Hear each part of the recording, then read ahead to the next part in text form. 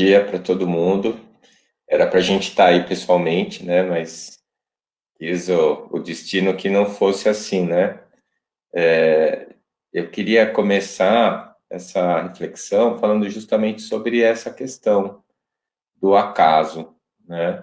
É, a- uma das grandes diferenças que eu vejo entre as pessoas, principalmente os cientistas, né, da parte da saúde, que é onde eu me debruço mais, onde eu estudo mais, os cientistas que seguem o paradigma materialista, eles são obrigados a acreditar no acaso, né? Então, é com muita frequência que eles utilizam o acaso como explicação para a origem ou para determinados fatos ou acontecimentos biológicos mesmo.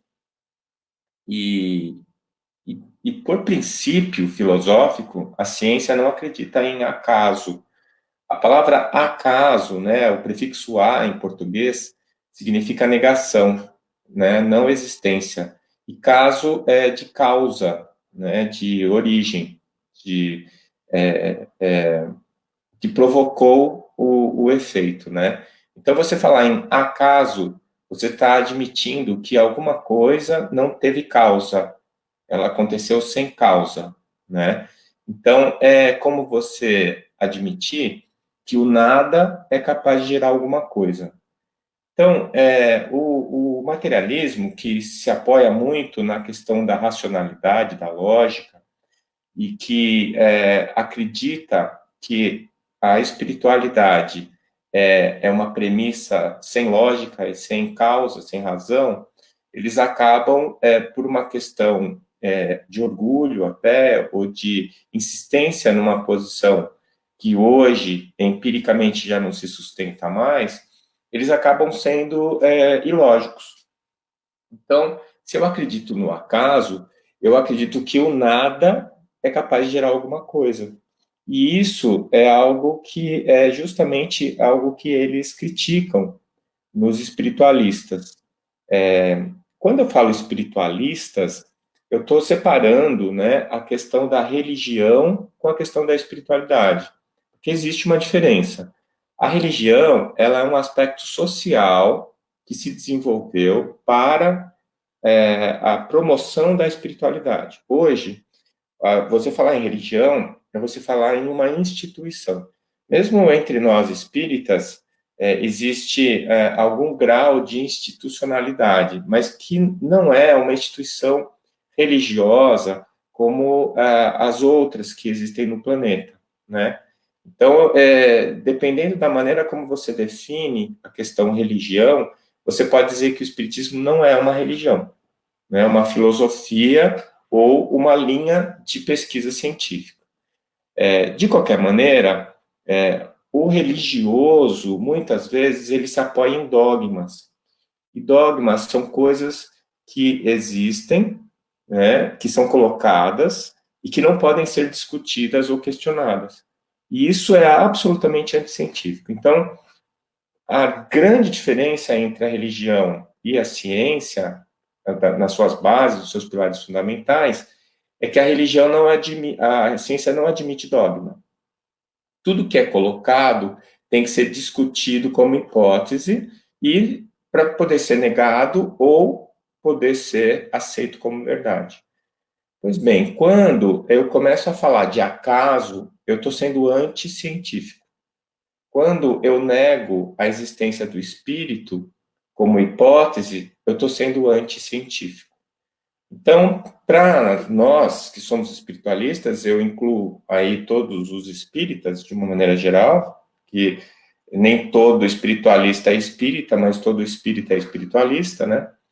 Então, o que, que acontece é que nós não acreditamos no acaso. Portanto, tudo que ocorre, né, dentro desse ponto de vista epistemológico, filosófico mesmo, científico, tudo que acontece tem que ter uma causa. E como Kardec bem afirmou, um efeito inteligente exige uma causa inteligente. Portanto, nós estamos diante de uma série de eventos, de fenômenos, de manifestações da natureza do próprio desenvolvimento social e cultural da humanidade e que provocam uma série de outras consequências. Então, os princípios básicos, né, que são absolutamente perfeitos e imutáveis, por serem perfeitos, são imutáveis, são as leis divinas, que em ciência nós chamamos de leis naturais. Então, quem é a parte da ciência que mais se debruça sobre isso é a física. A física, ela estuda as leis naturais.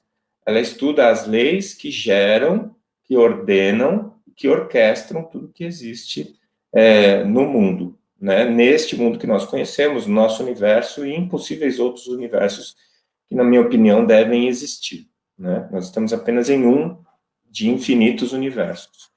Então, a criação divina, como ela sempre foi e sempre será, ela é infinita como é infinito o Criador, certo? Por que eu estou falando disso? A gente não ia falar sobre a pandemia? Pois é. Nós estamos vivendo um momento absolutamente único no planeta. Não por conta de nós termos pandemia, porque nós já tivemos outras pandemias. Nós estamos num momento único porque é uma pandemia que está fazendo com que o globo todo reaja de uma maneira única. Nós estamos sendo obrigados a parar o nosso planeta. Nós estamos sendo obrigados a mudar radicalmente a nossa rotina. Nós estamos sendo obrigados a repensar a nossa forma de vida. E isso é absolutamente inédito, né? Para que isso acontecesse, seria interessante, inicialmente, né, que houvesse uma globalização, que houvesse essa possibilidade de comunicação instantânea entre todo o planeta. O que está acontecendo nesse instante? Eu estou aqui em Campo Grande, no Mato Grosso do Sul, no centro-oeste do Brasil, e eu estou conversando ao vivo, né, com vocês na Flórida ou em outros cantos do planeta, e a gente está se comunicando de uma maneira instantânea, se vendo, trocando informações, não só informações da palavra, mas também da linguagem corporal, o tom de voz, e uma série de informações tão importantes que fazem com que a gente consiga se conectar. Então, mesmo que a gente não esteja presente, um perto do outro, a gente consegue criar uma conexão que faz com que nós nos sintamos no mesmo ambiente.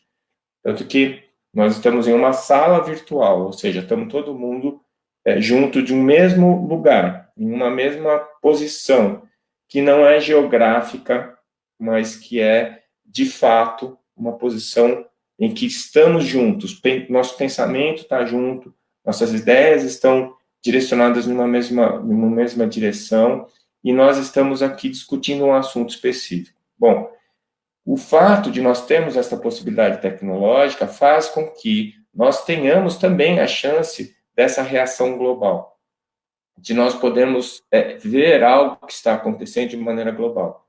Outro fator é a nossa facilidade de comunicação, de transporte. Então, se não fosse essa facilidade de transporte, muito provavelmente esse vírus que nasceu, que se desenvolveu e se adaptou ao ser humano lá na China, não teria chegado nos Estados Unidos, no Brasil. Por que chegou? Chegou porque a mobilidade dos seres humanos no planeta aumentou muito pela tecnologia também dos transportes. Então, não existe acaso. Nós estamos num momento específico do nosso processo evolutivo planetário, esse momento específico com uma globalização eficaz, né, real. Nós vivemos hoje em um mesmo lugar, né? Quem consegue viajar, quem tem essa possibilidade percebe isso. Eu, quando era garoto, eu tinha um tio que tinha condições de ir aos Estados Unidos. Quando ele voltava dos Estados Unidos, existiam coisas lá, aí, né, nos Estados Unidos, produtos que não existiam aqui no Brasil, né? Se você fosse para a Europa, você ia encontrar coisas lá que não existiam em nenhum outro lugar. Hoje em dia, você entra num shopping center no Rio de Janeiro, em São Paulo, em Paris, em Nova York, em Washington, você vai ver as mesmas lojas vendendo os mesmos produtos, né?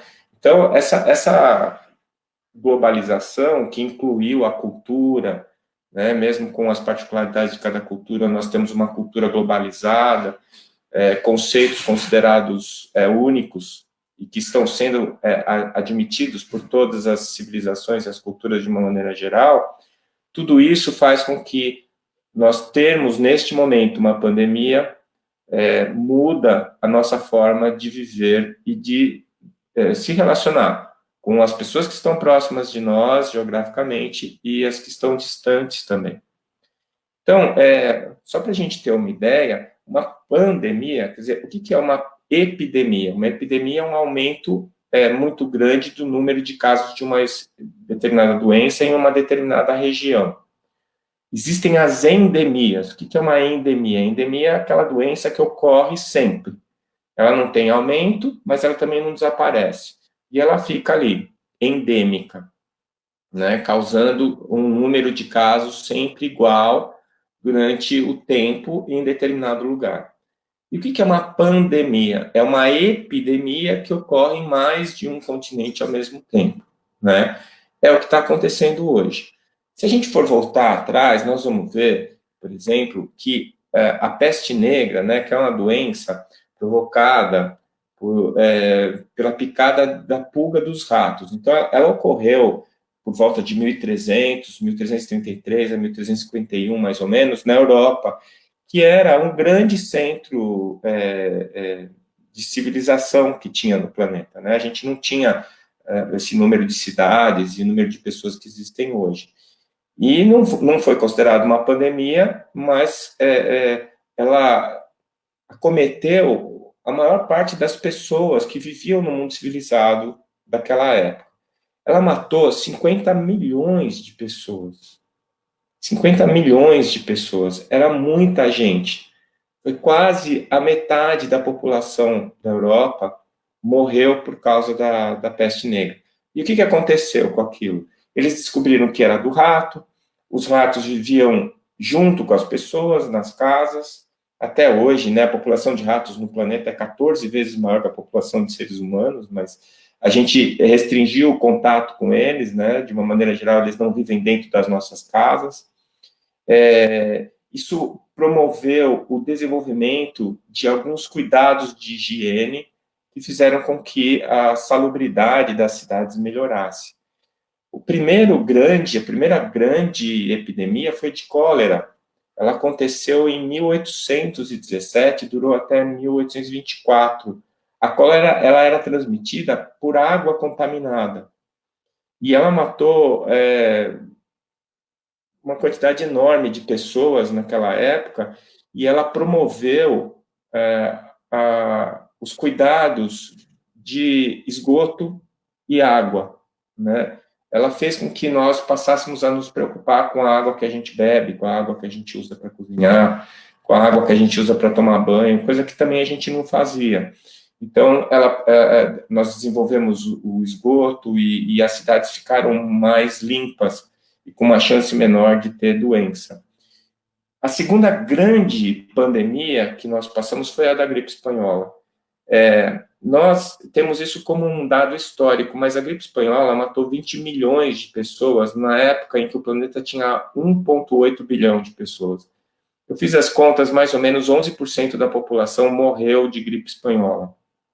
11% da população.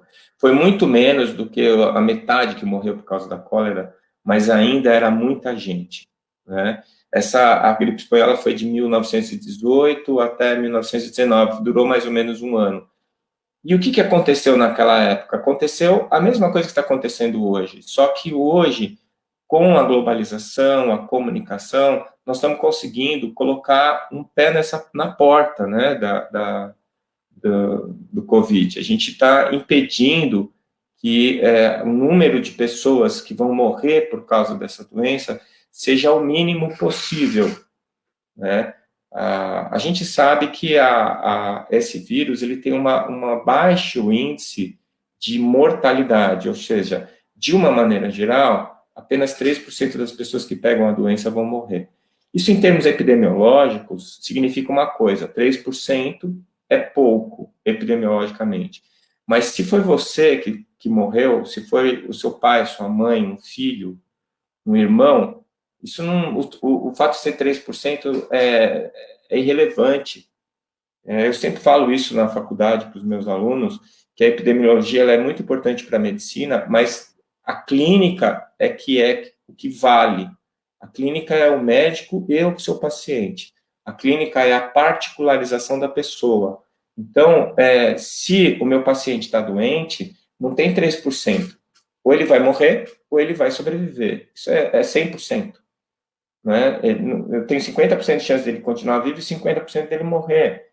A probabilidade dele morrer, ela é muito boa quando ela é calculada em termos populacionais, mas em termos individuais, isso não tem sentido eu pensar nisso dessa maneira. Né? Então, o fato do Covid ter uma baixa mortalidade é um dos fatores que faz com que ele alcance um número tão grande de pessoas. Então, a própria lei divina determina isso. Um vírus que mata muito, ele se prolifera menos, porque como ele mata, não dá tempo de haver uma propagação. Então, os vírus mais graves, que matam mais, eles infectam menos. Os vírus que matam menos, infectam mais. Então, se a gente for parar para pensar, é mais ou menos o que aconteceu com a gripe espanhola. Se a infectividade é alta, mesmo com a mortalidade baixa em termos proporcionais, o número de mortes absoluto vai ser muito grande. Entende? O número de pessoas que vão morrer é maior, mesmo com uma baixa mortalidade. Isso porque é uma alta infectividade. E uma característica muito importante dessa infecção que nós estamos vivendo agora é a rapidez com que a doença evolui e o tempo necessário para a recuperação. Então, o que está acontecendo é isso. Como ela espalha muito rápido, um número muito grande de pessoas fica doente, um número muito grande de pessoas vai precisar de atendimento médico. E isso extrapola a capacidade dos sistemas de saúde do planeta inteiro. Né? Mesmo os países mais desenvolvidos, aí nos Estados Unidos, vocês estão experimentando isso, que tem um sistema de saúde eficaz, a Inglaterra, que é considerado um exemplo de sistema de saúde, tem um limite. E não são só as pessoas doentes do Covid. As outras, por causa da pandemia, as pessoas não vão parar de ter infarto, elas não vão parar de ter derrame, elas não vão parar de ter câncer, elas continuam adoecendo. Então, eu tenho uma sobrecarga no sistema que faz com que eu pare de atender as pessoas que estão precisando do sistema de saúde. Então, vão morrer os pacientes com Covid e vão morrer os pacientes com outras doenças, porque eu não vou ter lugar para atender eles. Então, esse é o grande problema dessa infecção. Não é a gravidade dela. Então, mais de 80% das pessoas que tiverem a infecção, elas não vão ter sintomas graves, elas não vão precisar ser internadas. Mas o número de pessoas infectadas ao mesmo tempo, se ele for muito grande, ele colapsa o sistema. E aí mais gente vai morrer do que deveria. E quando essas pessoas estão internadas, a média de internação em UTI, entubado, com assistência ventilatória, chega a 4 semanas, um mês. Então, não tem rotatividade o leito. Eu interno um paciente num leito de UTI, aquele paciente vai ficar um mês ali. Então, se eu tiver 10 leitos na minha UTI e eu colocar 10 pacientes com Covid ali, eu só vou ter condição de atender mais gente daqui a um mês. E esse é o nosso grande problema. Né? Se a gente for fazer uma análise, depois da gripe espanhola, nós ainda tivemos o tifo, morreram 3 milhões, a AIDS, que agora é uma endemia, mas já foi uma epidemia, a AIDS já matou mais de 22 milhões de pessoas, mas eu estava olhando, o Covid, ele já matou 202 mil, mais ou menos, 202 mil pessoas, já foi mais, eu fiz essa conta semana passada. E nós somos hoje 7,7 bilhões de pessoas. Então, ela não chegou a 1% da população, o que é muito pouco diante do que aconteceu com a gripe espanhola, com a cólera e etc., com a peste negra e assim por diante. Entretanto, nós estamos muito menos tolerantes à morte, por causa daquilo que eu falei para vocês. Não é uma questão estatística. A questão estatística, ela é válida, ela é importante, ela nos orienta as nossas condutas, mas quando é com você, quando é alguém que você ama, não existe essa tolerância, né, de quantos por cento que a gente acha normal morrer por causa de uma infecção viral e que, teoricamente, nós teríamos condições de dar o suporte para a pessoa não morrer, né? Então, essas características são muito específicas, elas fazem com que a gente comece a parar para pensar sobre o que é que realmente está acontecendo, principalmente se a gente não acredita que seja acaso, principalmente se a gente acredita que tudo tem uma causa, tudo tem um porquê, né? Existem algumas características que eu acho muito interessantes, que nem todas eu posso avaliar, né, de uma maneira direta, mas que vale a pena a gente parar para pensar nela. Por exemplo, a doença apareceu como? Ela apareceu por causa de uma interferência do ser humano no bioma, né, lá na China. Então, você tem uma população pobre, que não tem acesso à alimentação e que eles começam a se alimentar de animais silvestres, né? Lá na região onde apareceu a pandemia, você tem um mamífero chamado o pingolim. O pingolim é um animalzinho que parece muito com o nosso tatu aqui do Brasil, né?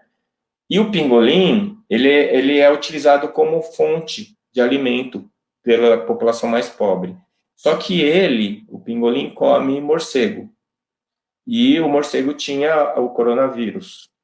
E quando o pingolim começa a comer o morcego, o vírus se adapta ao pingolim. Ele não causou doença no pingolim, mas ele se adaptou, né? E quando o ser humano se alimenta desse mamífero, o que vai acontecer é que o vírus acabou se adaptando no ser humano, e aí provocando a doença, né? Que a gente chama de Covid-19, né? Causada pelo vírus, né? Que é o vírus, é o SARS, coronavírus 2, né?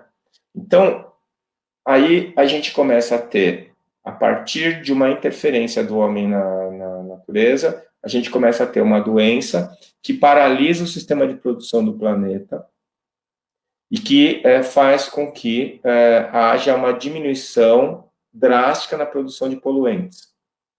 E aí a gente começa a ver coisas que a gente não via antes.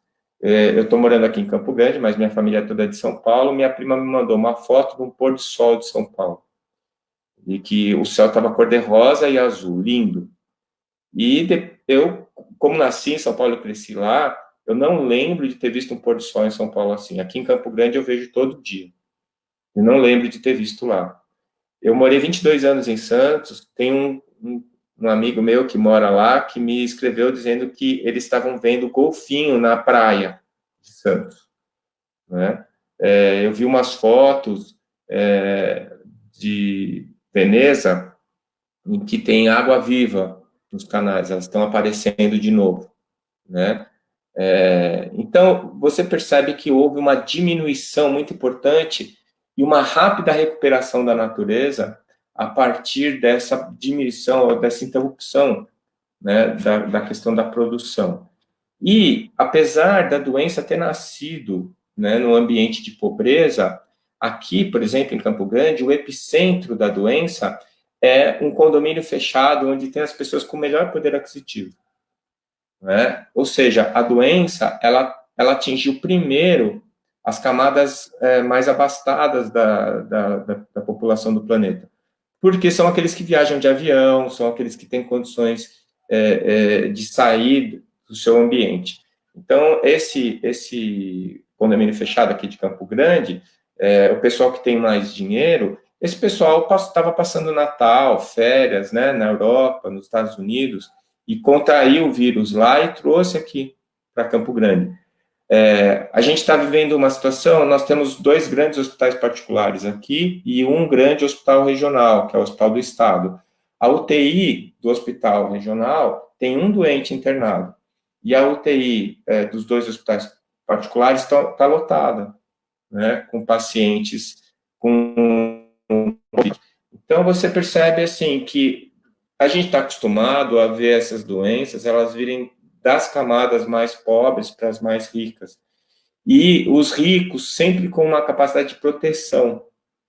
E essa capacidade de proteção, ela não existe no Covid, porque se o sistema entrar em colapso, tanto faz se você tem dinheiro ou não, você não vai poder ser atendido. Você não tem como ser atendido.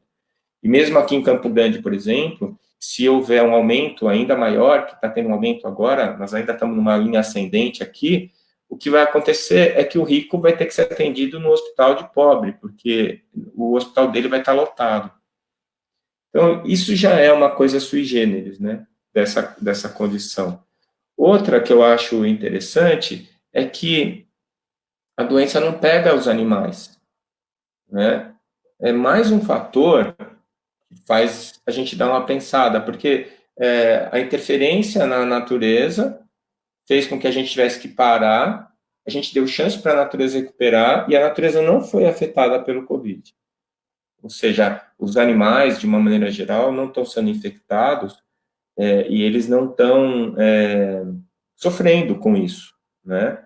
Em compensação, por conta disso, a gente teve que parar as nossas linhas de produção e nós tivemos que ir para dentro das nossas casas para uma convivência, né, extremamente desagradável com a gente mesmo.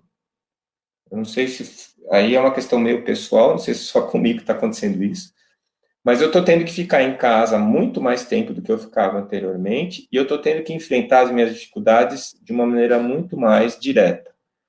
O que acontecia antes é que quando eu tinha alguma situação menos agradável, quando eu estava com algum sentimento mais desconfortável, o que eu fazia era olhar para o outro lado, né? Então, uma vida atarefada, cheia de coisas para fazer o tempo inteiro. Então, eu sempre tinha que conviver comigo mesmo em alguma situação emocional, em vez de eu fazer esse enfrentamento, em vez de eu me conectar com essa dificuldade, eu me voltava para uma outra coisa. E agora não, né? Eu estou tendo que ficar mais tempo comigo mesmo. A convivência familiar, que é boa, mas que também expõe algumas arestas que a gente evita normalmente no nosso dia a dia, fazendo com que eu seja obrigado a enfrentar a minha vida de uma maneira mais honesta. Eu não sei quantos de vocês fazem isso, mas a gente sempre usa a desculpa, eu não tenho tempo. Eu não tenho tempo para rezar, eu não tenho tempo para pensar nisso, eu não tenho tempo de fazer tal coisa. E agora, o tempo não é mais desculpa. E aí a gente percebe que o que falta é o espaço e não o tempo. O espaço mental. Eu não preciso de tempo para rezar, eu preciso de espaço mental. Preciso ter isso dentro da minha cabeça. Eu preciso sentir que isso é importante. Eu posso rezar enquanto eu estou dirigindo, eu posso rezar enquanto eu estou trabalhando, eu posso rezar em qualquer momento. A oração, ela não precisa de uma fala, de tempo, ela precisa de espaço. O mesmo vale para as minhas questões pessoais. Enquanto eu estiver em contato comigo mesmo, com as minhas dificuldades, identificando as minhas dificuldades, lutando para superar elas, eu estou tendo espaço mental para eu me transformar. E aí o que a gente está percebendo é que a gente usava muito a questão do trabalho, da falta de tempo e a questão do consumo como fonte de prazer.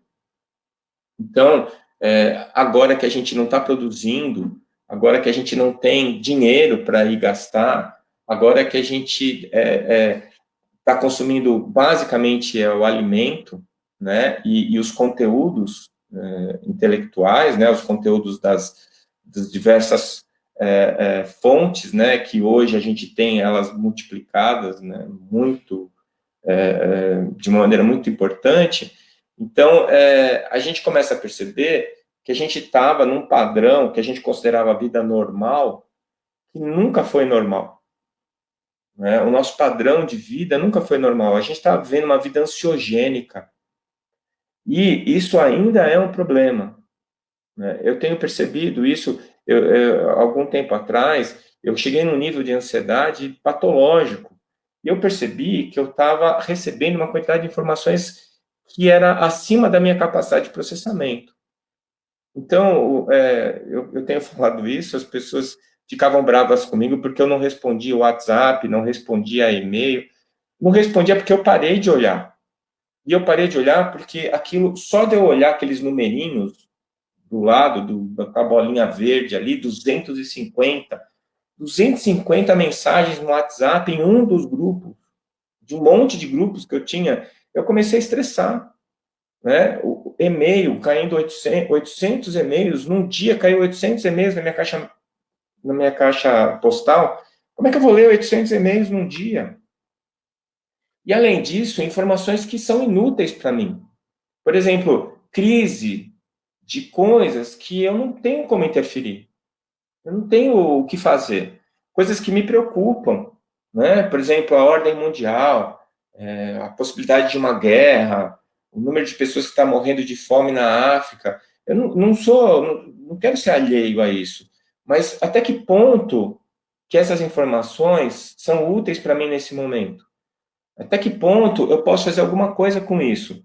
E o fato de eu me sentir incompetente para resolver essas coisas e de me incomodar com isso faz com que o meu nível de ansiedade chegue ao ponto de eu ter que tomar remédio, de eu não conseguir fazer as minhas atividades normais, de eu perder a minha serenidade, né?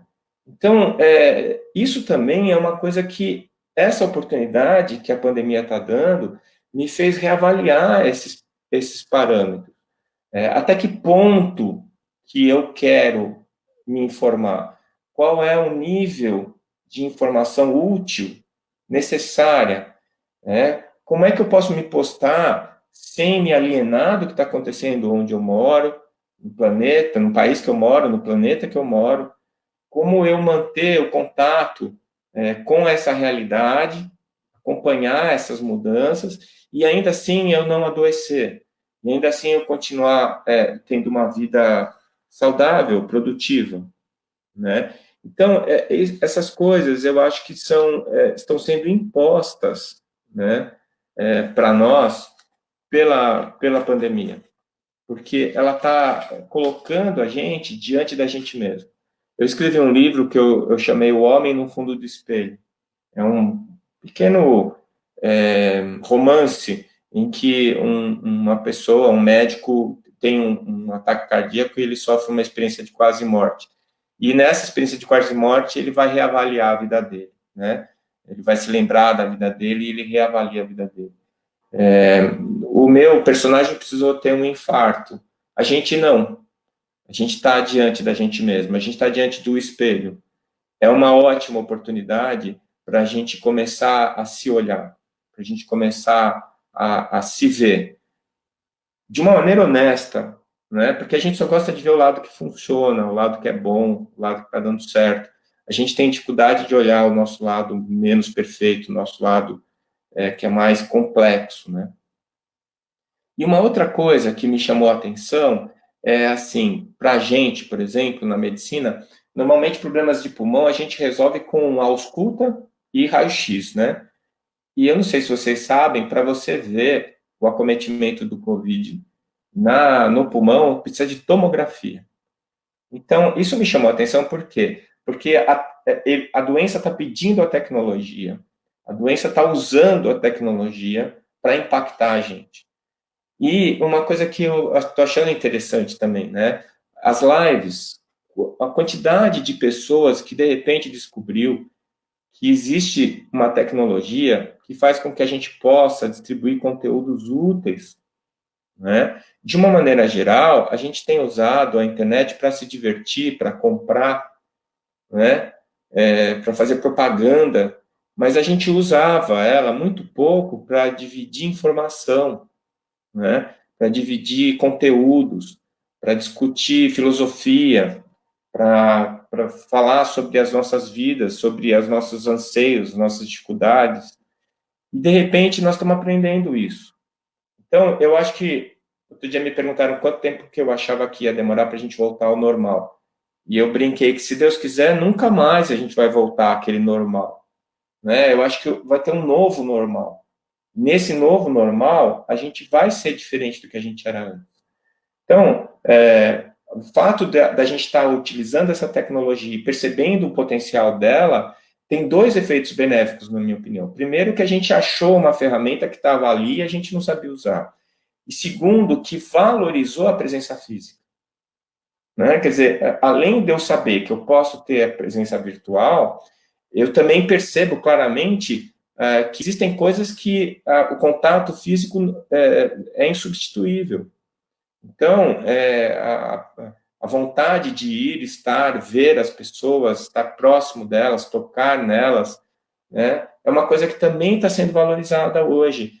Como é difícil ficar sem abraçar sua mãe, sem dar um beijo no seu filho, né? Como é difícil você encontrar as pessoas e não poder estender a mão para fazer um contato, falar bom dia, né?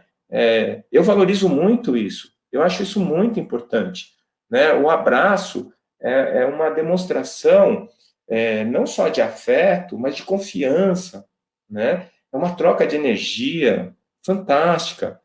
Muitos dos nossos congressos, dos congressos médico-espíritas, dos congressos espíritas, no final, as pessoas vêm ao nosso encontro e às vezes as pessoas ficam, tá todo mundo perturbando você. Como perturbando? A pessoa vem dizer que gostou do que eu disse, vem me abraçar, vem trocar energia comigo. Isso é rico, né? Maravilhoso. Então, essa presença física também está sendo valorizada, inclusive pelos jovens, né? Eu tenho 3 filhos jovens, e eu vejo eles vivem, às vezes a gente está no ambiente familiar, com um monte de gente, os primos, os tios, e eles estão com fone de ouvido olhando o celular. Quer dizer, será que essa oportunidade não faz com que eles percebam que tudo bem usar o celular, que tem um monte de coisas legais que podem vir dali, mas que também é necessário o contato físico, que também é necessário que a gente consiga estar junto e conviver fisicamente, né, nessa presença? Então, eu acho que essa questão tecnológica, ela também está sendo abordada por essa pandemia, né? Fazendo com que a gente coloque os pingos nos is, né? Que a gente perceba o que realmente é interessante e o que não é. E uma outra coisa que eu acho que afetou muito, né, as pessoas, e acho que está sendo útil demais, é a questão da pandemia ter afastado as pessoas da religião, na medida em que elas não podem mais ir no culto. Então, o católico não pode mais ir na igreja, o evangélico não pode ir na igreja, o espírita não pode ir no centro, mas, ao mesmo tempo, o medo, a ansiedade, a mudança da rotina faz com que as pessoas se voltem para a questão espiritual. Elas vão rezar mais, elas vão pedir ajuda para Deus. E isso faz com que elas exacerbem a sua espiritualidade. Então, como eu expliquei anteriormente, né, a religião tem uma questão social, a espiritualidade é pessoal, não é social. Né? Então, o fato de eu parar para olhar para dentro de mim mesmo, de eu me confrontar as minhas crenças, a minha fé, né, faz com que eu exacerbe a minha espiritualidade e que eu perceba o lugar exato que tem a religião na minha vida. Né? Eu sempre brinco que o espiritismo é delivery, né? Você não precisa ir no centro para ser espírita, é só você ler, é só você estudar, é só você entrar em contato com a espiritualidade. Mas, se você for ver, tem religião que não é delivery, mas a espiritualidade é delivery, porque é você e Deus. Né? É você e Deus. Eu costumo fazer essa divisão. A religião é você com os outros. A fé é você com você mesmo. E a espiritualidade é você com Deus. Eu preciso da minha fé para me conectar com Deus. Mas eu não preciso obrigatoriamente da religião. A religião é uma ferramenta. Eu posso usá-la ou não. E eu posso usá-la de uma maneira positiva ou negativa. Porque as ferramentas são neutras. Né? Esse é outro exemplo que eu sempre uso. Um martelo é bom ou é ruim? O martelo é neutro. Se eu usar o martelo para construir uma casa, ele é bom. Se eu usar o martelo para matar alguém, ele é ruim. Na verdade, ele é só a ferramenta. E a religião é assim. Eu posso usar ela de uma maneira negativa, e a gente fez muito isso na história da humanidade, ou eu posso usar de uma maneira positiva, que é o propósito inicial dela. como o martelo, que não foi feito para matar as pessoas, mas para construir casas. A religião foi feita para conectar as pessoas com Deus, não para ela subjugar as outras pessoas, que é uma coisa que às vezes acontece. Então, essa questão também, eu acho que faz uma varredura. É claro que nem todo mundo vai conseguir aproveitar essas oportunidades que a situação está trazendo. Mas não é sempre assim.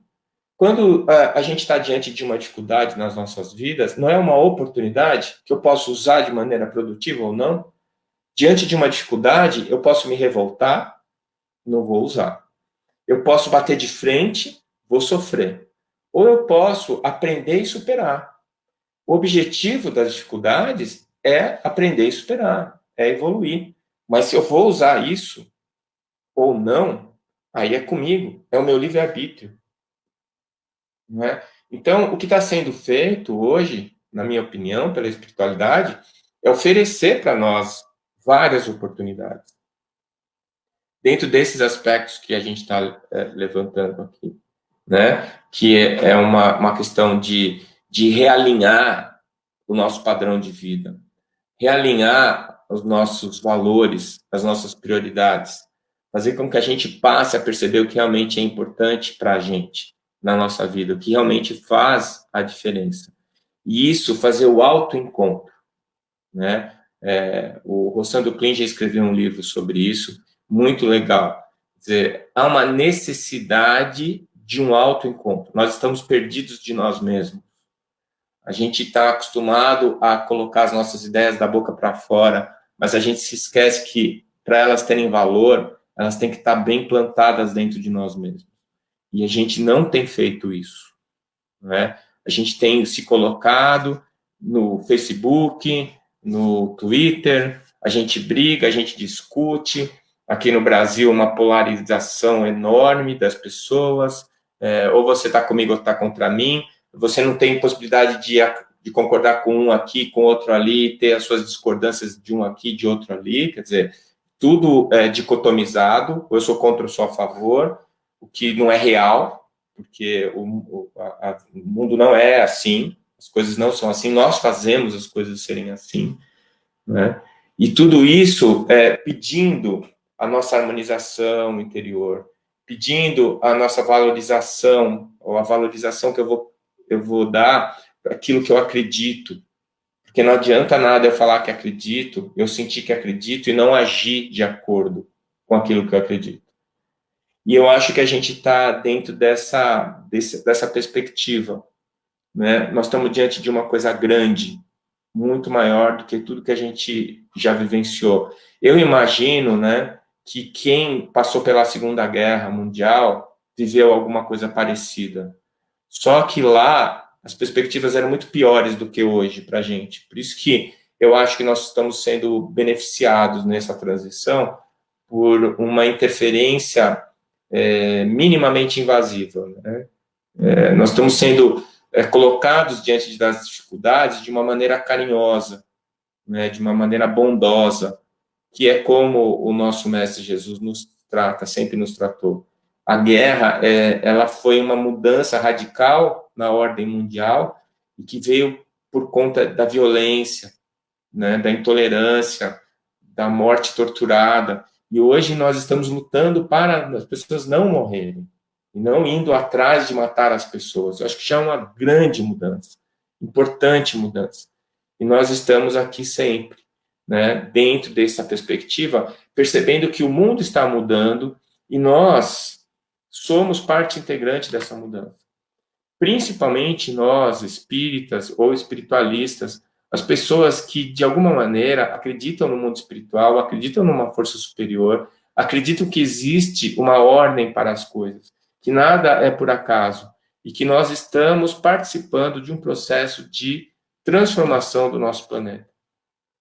Uma transformação eficaz na nossa maneira de viver, na maneira da gente se relacionar com as pessoas que estão ao nosso redor. Isso, eu não sei se traz a mesma sensação para vocês, mas isso é de extremo valor para mim. Isso me traz a esperança. Né? Se o Espiritismo já me consolou anteriormente, quando ele trouxe a notícia da reencarnação, ele trouxe a notícia da chance de recuperar os meus erros do passado, ele me trouxe a certeza da vida após a morte, ele me explica como é que é essa vida após a morte, que ela é melhor do que essa antes da morte. Se o Espiritismo já me consolou, nesse momento ele me consola ainda mais, porque eu vejo um panorama de transformação para o bem.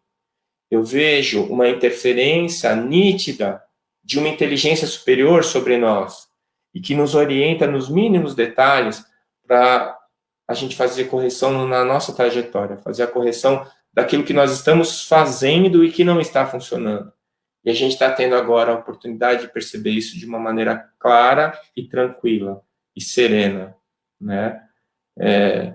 Eu espero que cada um de nós, eu tenho procurado fazer isso, vocês, eu acho que também, senão vocês não estariam aqui no domingo sentados na frente do computador, tentando pensar nisso que está acontecendo. Nós somos pessoas que têm uma responsabilidade, né? A gente tem uma grande responsabilidade, porque a gente percebe além de muita gente.